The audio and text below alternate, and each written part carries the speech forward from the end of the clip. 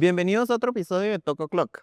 Hoy nos acompaña Agustín Case, quizás muchos de ustedes lo reconozcan por su programa en la televisión Todo sobre Ruedas, o quizás algunos se recuerden de él por su revista Overnight, ahí por los 2000, con una trayectoria de más de 20 años, en donde platicaremos de mezclar la vida profesional con la oportunidad de ser papás, celebrando el mes del Día del Padre. Agustín, gracias por acompañarnos. Gracias por estar con nosotros. Muchas gracias por la invitación y gracias a toda la audiencia por permitirme estar acá. Quizás para empezar, ¿nos podrías comentar un poquito sobre tu trayectoria? Me llama mucho la atención que empiezas con Overnight a los 18 años, recién salido del colegio. ¿Cómo pasó eso? ¿Cómo despertó ese interés en ti? Bueno, realmente yo me gradué de programador. Empecé con un amor a la computadora y tenía un amigo que me invita a ir a este colegio donde íbamos a utilizar la computadora todo el día. Y me gradué del Sur Montano de Ciencias de la Computación y Matemáticas. Realmente usamos la computadora mucho menos de lo que yo me imaginaba. Y después de salir de programador, yo tenía mucho interés con el diseño gráfico. Y hice una pasantía a la universidad que duró un semestre. Y la dejé de la universidad y quería hacer algo, quería hacer mi propio negocio. Y me dediqué a hacer páginas de internet por un año, no iba muy bien. Pero vino un amigo y me dijo, ¿te recuerdas esa revista que querías hacer? Así, hagámosla. Y en 3 meses ya estaba circulando. Y fue como realmente la primera sensación de decir, quiero salir del anonimato porque era un chico nuevo aquí en Guatemala. Recién había llegado 3 años atrás y no conocía a nadie. Entonces vi ahí una oportunidad de poderme insertar en esta sociedad. Y qué interesante también que hayas empezado, como decía Ma, tan joven y en algo tan competitivo. Primero el automovilismo y también todo el tema de audiovisual y de diseño. Fuimos la primera revista gratuita. Entonces el formato era vender publicidad y sacar cuántas páginas puedo imprimir por cada página de anuncio que pueda vender. Entonces la revista iba a asegurar un número de páginas y era gratuita, no fue mucho mejor de lo que esperábamos realmente. Y a mí me llamaba mucho la atención hacer video y quería hacer el video de esta revista de vida social, pues después salió un programa en Guatevisión llamado Punto G y justamente hacía eso. Entonces fue, ya no sé qué hacer y vendí la revista. Entonces ahí otra vez un año pensando qué podía hacer de nuevo, volver a empezar de cero, y se me había ocurrido en ese entonces hacer un portal que grababa un video de algo que ocurriera en Guate, le ponía un anuncio antes y después al final y mostraba los pósters tal cual como te mostraba QuickTime con los pósters de las películas. Y estaba muy bueno, funcionaba, pero no había muchos usuarios con internet por cable, entonces no había alcance. Y después ahí se vino la oportunidad de poder hacer un demo para Guatevisión, no un demo, no dos, hicimos 3 demos bien diferentes entre sí. El primero que hice era más como Fast and Furious, mucho cartooning, ese ambiente de car audio, era mucho más colorido y me dijeron absolutamente no va. Entonces después bueno, vamos a los deportes y Facundo, mi hermano, estaba compitiendo en ese entonces muy activamente en el autódromo, entonces fue algo muy natural ir a grabar estas imágenes de autos emocionantes. Tuve mucha suerte porque los autos estaban igual en la pista, eran rápidos y uno estaba a veces muy expuesto grabando esas imágenes. Empezamos a tener un equipo cada vez más posicionado en lugares seguros, pero todo ese inicio yo sí sentí que había mucha vía libre realmente, no había un mundo tan competitivo. Después sí se puso más competitivo. Por ese entonces era todo muy, tienes una buena idea, lánzate a hacerla y Era algo muy nuevo. sí, era muy nuevo, sí. Y quizás de eso me gustaría hablar a mí, porque lo cuentas muy rápido. Bueno, y pasó en corto tiempo, pero me imagino que la gana, el trabajo, las horas invertidas Sí. no fueron tan cortas, ¿verdad? Entonces, quizás nos contaste un poco esto, porque realmente lo que comentas de esa estructura de video en ese entonces no era común, no era tradicional, no era como lo que nosotros vemos hoy en día. En YouTube es súper común ver el anuncio, que te interrumpa, después continuar con lo que estás viendo, pero en ese entonces realmente era innovador y fue en algo de 3 años. ¿Cómo pasó eso? ¿Cómo lograste que se hiciera una realidad? Para mí los 20 era una época de mucho enfoque. Mi mayor determinación era hacer dinero. O sea, que quería buscar ser exitoso a nivel económico. Entonces le dedicaba muchísimas horas a trabajar. Quedarme, a veces sentía que pasaba toda la noche investigando en internet a ver cómo podía conseguir los programas. O sea, conseguir antes los programas no era tan accesible como hoy en día. Después, tener el hardware para poder editar. Ahora se hace un trabajo mucho más sencillo de poder supervisar o de poder comprender. Pues esa línea de aprendizaje sí me costó un montón, especialmente cuando entregamos los primeros demos y me decían que no, y era, ok, tengo que volver a empezar de cero otra vez el concepto. Creo que es la mejor edad para poder dedicarse al trabajo. Creo que ahí tenemos un mayor potencial también para poder trabajar. En mi caso, yo quería tener una casa y mi meta fue construir mi casa antes de los 28, sí. Wow. Sí. Agresiva la meta, pero qué alegre. Sí, la gente me preguntaba, ¿qué estás haciendo con todo el dinero que estás ganando? Le dije esto. Qué, qué Y, bonito. y pues ahorita has llegado a tener como un programa nacional e internacional. Tal vez nos puedes contar un poquito en todo ese trayecto, cuál ha sido el momento más memorable de poder llegar a lograr esas metas que mencionabas. La primera vez que me dieron una pauta anual, acepté la responsabilidad, dije, esto hay que ser muy responsable, más porque recuerdo que la pagaron por adelantado, fue con una corporación grande, y dije, tengo que ser muy, muy responsable en esto, pero por lo menos ya tenemos la producción por un año. Y la otra, me invita a mi primer viaje de poder ir a ver un lanzamiento, y yo todavía ingenuamente pregunté, ¿tengo que pagar algo para ir al lanzamiento? Me dijeron, no, nosotros te pagamos todo. Y estando ahí me dieron por primera vez un auto nuevo, me dijeron, anda, conducilo. Y era en ese entonces un auto que tal vez hoy en día habrá costado 300.000 quetzales, no tenía ese poder adquisitivo, pero sin embargo me encontró la confianza el auto de disfrutarlo. Fue de la primera vez, un primer viaje. Después ocurrió una persona muy visionaria, Roberto Basoc, que abrió las oficinas de Fox Sports Latin American Channels aquí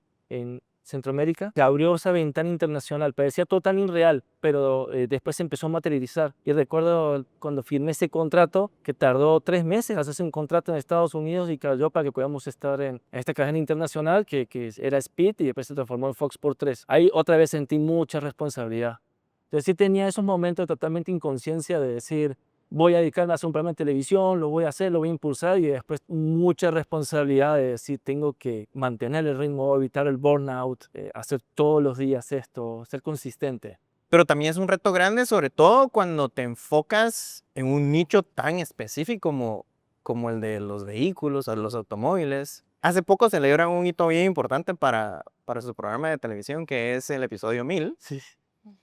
Me gustaría que nos cuentes un poquito sobre ese hito, pero también los retos de mantener un nicho tan pequeño, tan cautivo por tanto tiempo, sobre todo porque seguro ha requerido mucha investigación de tu parte para saber, para hablar con propiedad, si sabes que le estás llegando a una audiencia que sabe lo que estás hablando. Siempre he pensado que la audiencia es más inteligente que uno. Es una audiencia muy respetuoso. Al principio del programa era un chico que tenía 22, 23 años y ya quería estar en televisión, y yo sentía todo muy amplificado, entonces era más subjetivo. Este auto me gusta, ese auto se siente muy bien, hace esto como yo quiero. Y después vino un gerente y me dijo, vos decís que todos los autos son lindos, entonces todos te gustan, entonces queremos que sea más objetivo. Entonces ya después fue, ok, este botón hace específicamente esto y el auto tiene esta función para que pueda desempeñar de esta manera. Y esa fue como que la primera transición. Y ya después fue entender que la audiencia después empezó a tener acceso inclusive a más información que yo. Entonces una vez estaba viendo los comentarios de nuestro canal de YouTube, y aquí en Guate decimos coloquialmente timón, y me dijeron, timón tienen los barcos, es un volante. Y no, me quedé mudo así leyéndolo y dije, ok, hay una lección ahí, gracias, les escribí muchas gracias, y a partir de ese día evito totalmente decir timón. Entonces, conectarse también con la audiencia te ayuda mucho. Yo creo que esto también ayuda para un comentario para todos los que estamos escuchando esta conversación, y es importante mantener esa mente abierta a aprendizaje, ¿verdad? Que no todos lo sabemos, de todo podemos aprender y todo nos puede ayudar a ser mejores. Sí, más ahora que estamos, creo que en una época un poquito o sea, como que todo evoluciona muy rápido y todo es muy rápido, o sea, como decís tú, la gente empieza a tener más acceso a más información, a saber mucho más de lo que tú ya sabes, entonces tenés que estar constantemente enterándote de lo que está pasando. Sí, al final todos los autos tienen 4 ruedas, un volante, entonces se vuelve básicamente lo mismo. Entonces, el generar el interés también requiere mantener una conexión mental con el contenido. Las herramientas de YouTube que te marcan las retentivas te dicen exactamente dónde es cuando tu audiencia ya lo pierdes. Y en mi caso es cuando a veces tengo una idea fija de qué es lo que estoy hablando y a veces cae la idea y empiezas a buscar una de esas salidas como decir, y estamos viendo, genera esas caídas. Esas herramientas sirven a uno como creador de contenido saber y comprender cómo hacer un contenido más eficiente, pero por otro lado la capacidad técnica de tener la mejor cámara, de tener también las mejores tomas. Ahora esa línea ahora también se ha cerrado muchísimo. Ahora un teléfono celular puede generar la cantidad de contenido que antes era no cualquiera puede comprar una cámara. Comprar una cámara era un esfuerzo de ahorro de 2 o 3 años, un compromiso financiero. Y eso sí cambió totalmente.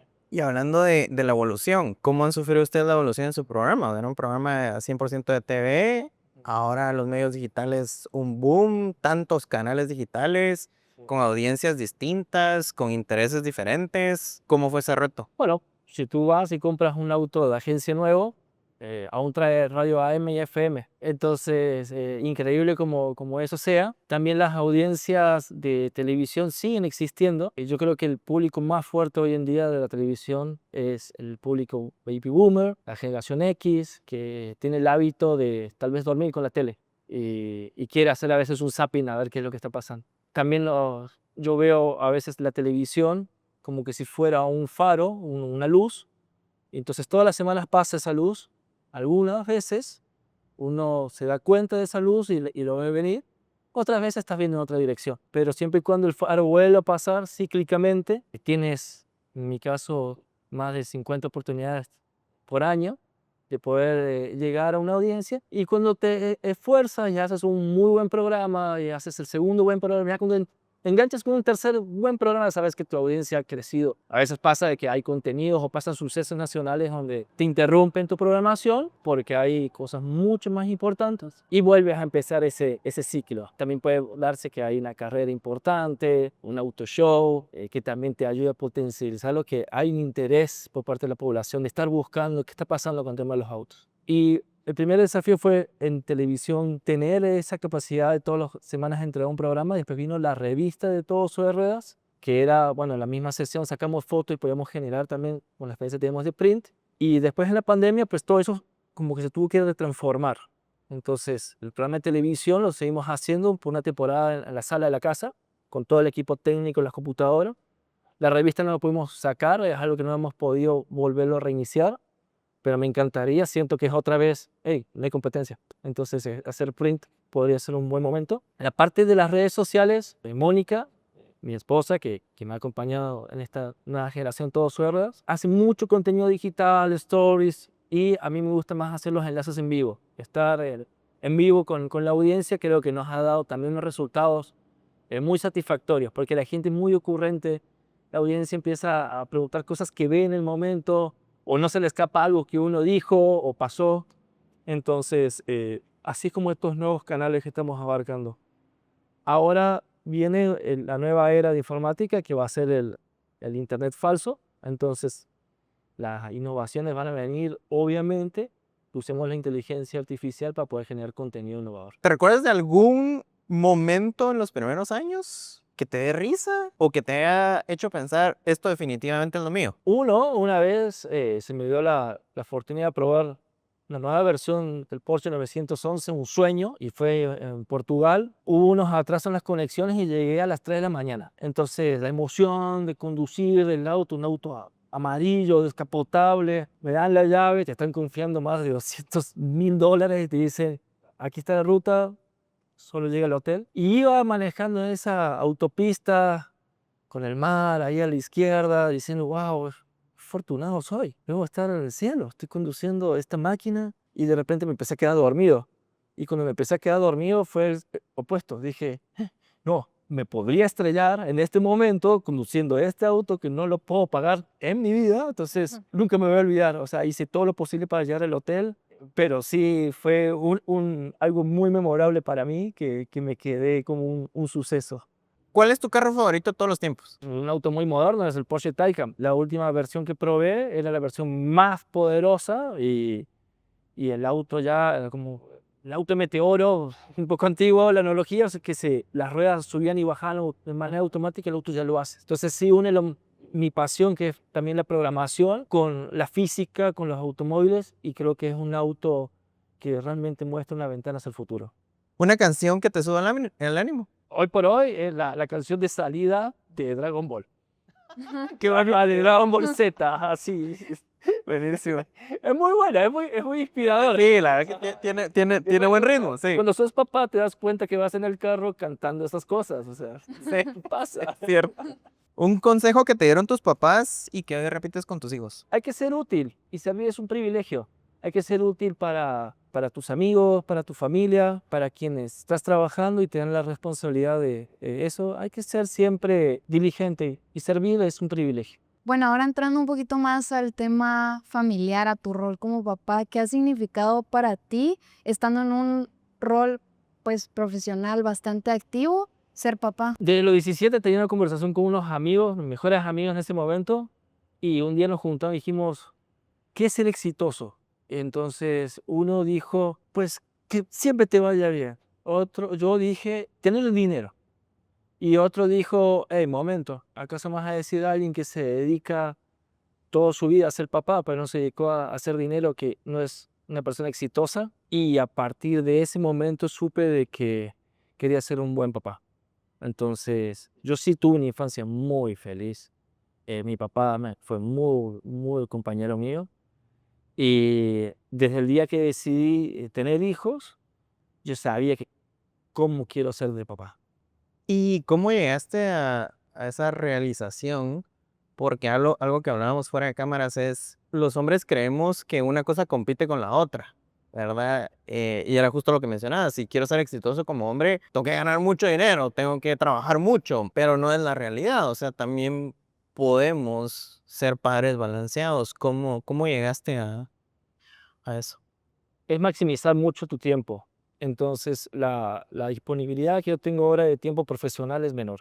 Mis hijos salen del colegio, antes era aún menor cuando eran más pequeños, porque a las 12 ya estaban fuera del colegio y yo quería estar con ellos. Ahora ya sus mismas obligaciones del colegio me da todavía hasta las 2:30 de la tarde. Y seguramente cuando ya tengan, no sé, sean preadolescentes, van a decir, papá, ya no tengo tiempo para ti, ya tengo mis propios planes. Entonces, en estos primeros años, yo creo que puedes decirse 10 años, ya no tengo esas ambiciones personales para mí. O sea, no tengo el PlayStation 5, no lo tengo. Tengo otras cosas, pero comparto mucho tiempo con ellos. Y sí siento cómo da resultados muy positivos. Sacrificar ese tiempo profesional para tiempo de familia, estar ahí, ha hecho una gran diferencia para mí. Y mencionaste un poco lo de los horarios, ¿cómo ha sido para ti cambiar esa mentalidad de que estabas todo el tiempo trabajando y Sí. buscando conseguir ciertas metas, no solo económicas, sino también profesionales? ¿Cómo cambió esa mentalidad de decir necesito darles más tiempo a ellos y balancear, ¿verdad? Lo que es mi trabajo y lo que es mi familia. Bueno, antes hacer un contenido, si dedicamos 2 horas de trabajo, después toma unas 6 horas de edición, poderlo sacar. Entonces, estructurar que ese trabajo se haga en 1 hora y que sea útil y fácil para editar, eso sí ha sido el mayor desafío. Después de ahí, las nuevas tendencias, trabajar en vivo es 1 hora de contenido que uno trabaja, es 1 hora de contenido que ya queda hecho. Entonces también hacer producción en vivo ha sido algo que cada vez he dedicado más fuerza. Inclusive mis últimos proyectos de evolución van con eso, de poder tener de una vez ya 4 cámaras, un switcher de video y poder trabajar con armonía y sincronización y ya el contenido ya está hecho. La siguiente generación de contenido que estoy buscando ahora es justamente que sea tiempo sensitivo, o sea que tengamos si pasa algo hoy, que ya tengamos ese video hecho en la tarde, pero que tampoco no me cueste a mí horas más que la exposición de estarlo hablando.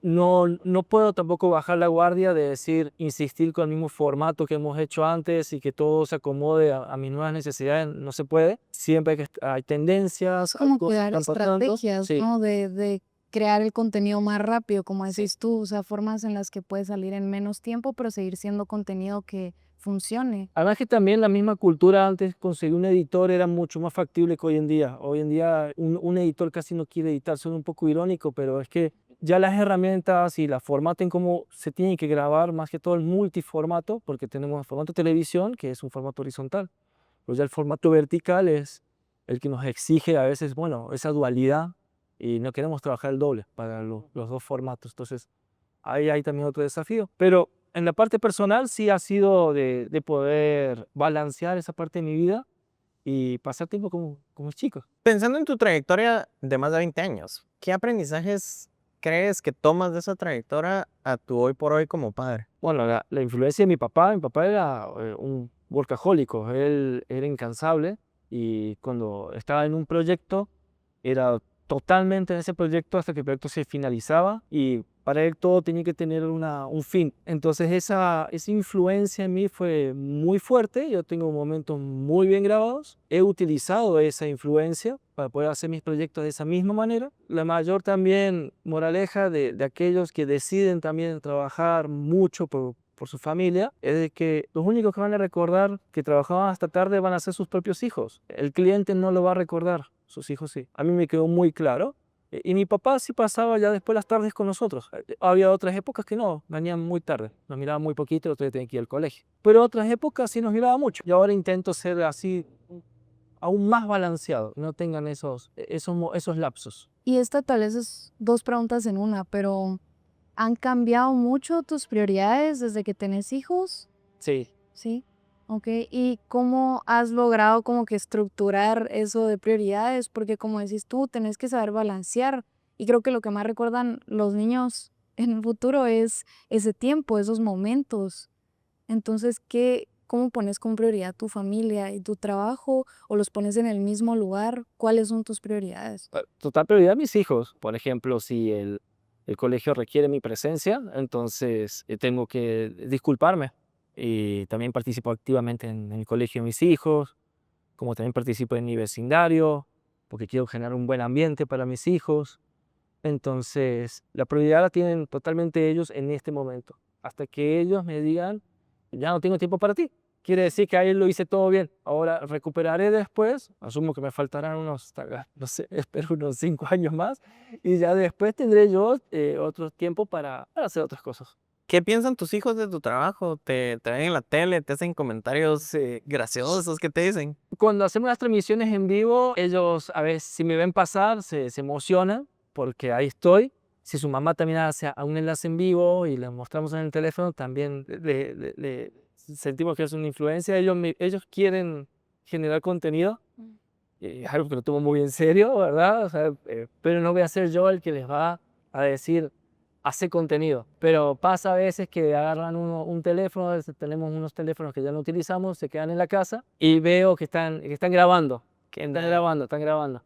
Entonces, especialmente pues, mi hija, creo que ella tiene esta gana de quererse expresar y ya me ha contado la maestra de mi hijo que él tiene esa facilidad de hablarle al grupo de la clase. Y eso a mí me encanta, porque es algo que también siento la conexión yo con quien era mi tío, con quien era mi hermana, mi papá. Entonces, la influencia siempre llega y queremos que sea buena, que sea positiva. Y hay otra pregunta de si ellos han mostrado ese interés, no solo en los medios, en crear contenido, sino también en el automovilismo, en saber más de carros. Yo creo que sí, siempre ha estado. El automovilismo en mi familia tiene más de 100 años. Mi abuelo fue la primera fatalidad de la Fórmula 1. En Argentina era una leyenda, es su nombre, y más el de su padre, porque había ganado una carrera que era el Gran Premio del Sur, fue hace muchísimo tiempo, y fue de Buenos Aires a Venezuela, y entonces eso siempre ha estado en la familia. Yo fui a perseguir ese fantasma a Alemania, al Nürburgring, fui a ver en qué curva había sido y todo eso, fue para mí un episodio cerrado. Si a ellos se les despierta la curiosidad de probarse a sí mismos un deporte de velocidad, los voy a apoyar, de tenerle siempre su mejor auto, como sea. No me lo han pedido, no quiero ser yo el que les dé a ellos qué deporte ellos quieren hacer. Estoy muy emocionado que mi hijo fue a su primera clase de tenis y lo vi bien feliz. Entonces, a veces en los chicos, uno le dice, quiero que hagas esto. He visto casos que le compran el go-kart, el traje, el casco, y después el chico está desinteresado en la pista. Hacen lo contrario. Otras veces a uno trae algo interesante, el chico viene y te pregunta qué es eso, y lo dejas ahí, lo empiezan a usar y agarran la fascinación. Bueno, ahí se trata sobre ellos. Entonces yo quiero que se trate de ellos y que ellos vayan descubriendo qué es lo que quieren y yo les voy a apoyar, así como me apoyaron a mí, a hacer lo que yo quise. Y es bien bonito porque estoy de acuerdo contigo. A veces uno quiere inculcar algo, de repente a nosotros nos pasó, ¿verdad? Que nuestros papás quieren inculcar algo, pero es bien bonito ver cómo ellos lo traen, porque yo con mi nena lo veo. Yo tocaba batería y me hubiese encantado que a ella le guste la batería o que de repente toque batería en algún momento. Pero ella solita, de la nada, en el colegio, en las clases que iban, empezó a interesarse por la guitarra y le encanta la guitarra. Y similar a tu historia, las maestras nos hacen comentarios porque, pues para su edad, porque está chiquita, realmente se enfoca en tocar las cuerdas, no en somatar la guitarra. Y hemos visto otras cosas que son intereses que salen de ella de la nada, ¿verdad? Un día mi esposa no es que iba poniéndose joyas o que le diga, ay, ven, te pongo esto. Y un día de la nada encontró un collar de mi esposa y le preguntó a su mamá qué era eso y ella le dijo un collar y empezó a pedir collares y quería collar y collares. Es bien bonito verlos despertar intereses, verlos ser la personita que son y estoy completamente de acuerdo contigo que lo importante es apoyarlos y desarrollar justamente esos intereses. He estado intentando leer un libro de psicología súper difícil, el primero que compré, se me fue el nombre, pero el punto es que este libro dice, somos el resultado de todo lo que no podemos controlar. No pudiste controlar a qué colegio te pusieron tus papás, quién iban a ser tus compañeros, tanto en el colegio o en el trabajo, pero sin embargo es el resultado de todo ese caos. Creo que lo mejor que puedo hacer yo por mis hijos es darles las mejores condiciones para que ellos se desarrollen caóticamente, porque igual no van a poder controlar muchos de esos factores. Y ahora pasando a nuestra última pregunta que creo que es complicada responder. ¿Qué significa para ti ser papá? Yo creo que quiero ser buena influencia en este momento. Hay que ser buena influencia. Ser un buen papá sí requiere mucho amor y mucha dedicación, y genuinamente mucha dedicación. Aunque haya momentos que sean bien difíciles, yo tengo un sueño que quiero cumplir a mí me encantaba correr de chico, hacer un pique, correr lo más rápido que pueda. Y tengo ese sueño, esa visión de un día estar corriendo a la par de mis hijos y que sean más rápido que yo y que me pasen. Y el día que eso pase me va a sentir un hombre muy realizado. Sí, para mí significa papá cumplir con esa visión. Puede ser algo muy sencillo para cualquiera, pero para mí es algo tan visualmente marcado que quiero ver esa película. Ojalá que se me dé. Seguro la vas a ver fea. Que nada. Bueno, muchas gracias por tu tiempo. La verdad es que creo que ha sido una conversación muy enriquecedora, no solo en aspectos profesionales, sino también más profundos. Gracias por contarnos tu historia y la verdad esperamos que este episodio pues les haya gustado, que lo hayan disfrutado tanto como nosotros. Ya saben que pueden dejar su comentario, darle like y compartir este episodio con sus amigos y también seguirlos en sus redes sociales como Todo Sobre Ruedas. Tal vez mencionas en dónde están. Estamos en YouTube, en todas las redes sociales. Ok. Así que ojalá que nos puedan seguir y que podamos ver un poco más de lo que sean automóviles. Muchas gracias también por este espacio. Realmente, gracias, Zoe. Muchas gracias, Mada. Gracias. Y muchas gracias a tu audiencia.